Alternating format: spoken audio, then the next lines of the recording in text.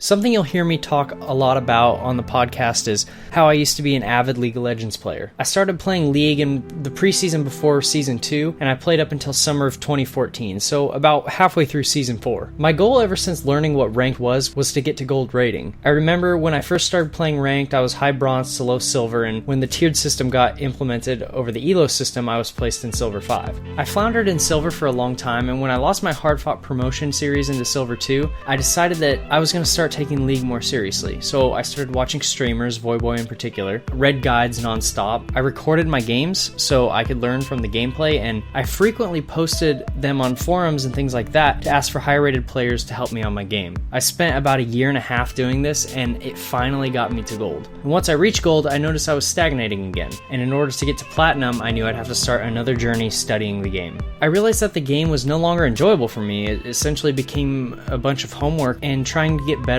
stressed me out more than anything. It was at this point that I decided to stop playing League of Legends.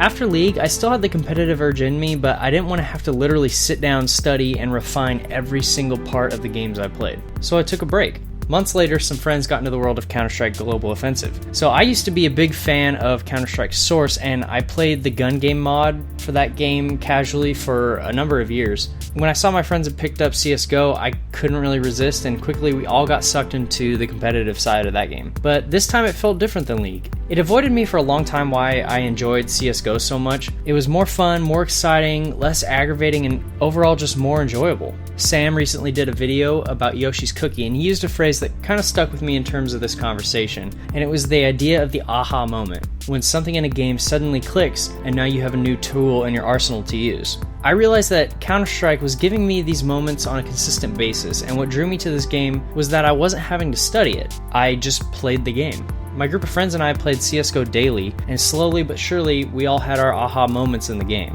Just by playing the game, we found out what worked and what didn't against our enemies, and to this day, we don't really look at metagame guides, we don't watch really any pro streams, and we don't discuss Counter-Strike very many places on the internet. We all started in low silver, and I'm talking about like silver 2, but within 6 months or so, our entire group is now sitting around Master Guardian Elite.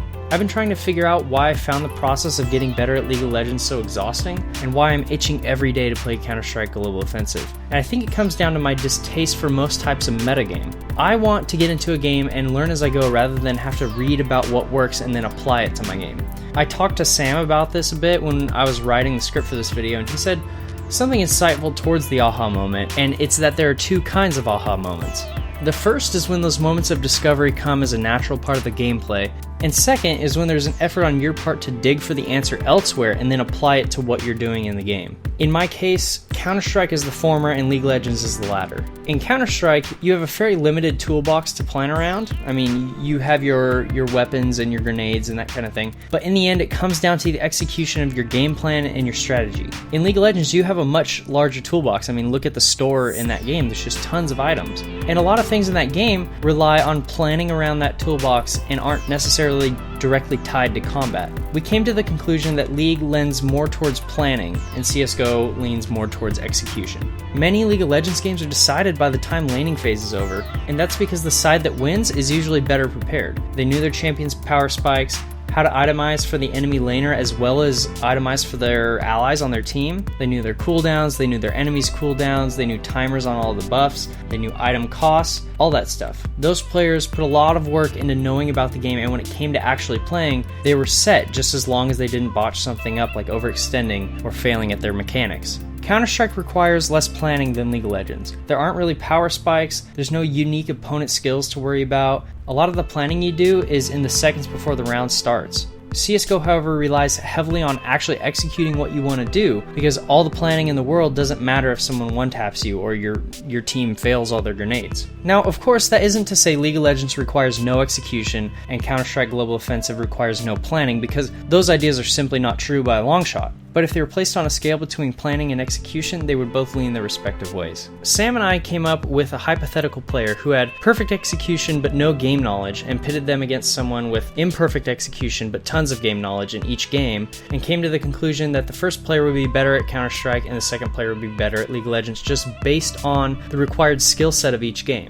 All of this goes to say it brought me some closure about my games of choice. Counter-Strike is about as competitive as I get. Other than that, I enjoy games where I can learn most of what I need to know by playing them, like DayZ or Rocket League. Games that require a lot of studying, like most MOBAs, I can't really get into or play for very long. Even Heroes of the Storm, which is one of the less meta-intense MOBAs out there, wears me out after just a few games. And I still haven't really played League of Legends in a really long time. So for those of you out there who find the metagame kind of boring or tedious, I encourage you to try playing games without having to go over every detail surrounding the game. I mean, I did, and I found my gaming experience to be much more enjoyable, and I come across that kind of aha moment that I enjoy the most. Of course, this is an opinion video, and my opinion is not going to be the same as everyone else's. So if you agree or disagree with me, let us know in the comments, sound off down there, and tell us why you're drawn into things like the metagame, or why you are also pushed away by that kind of thing.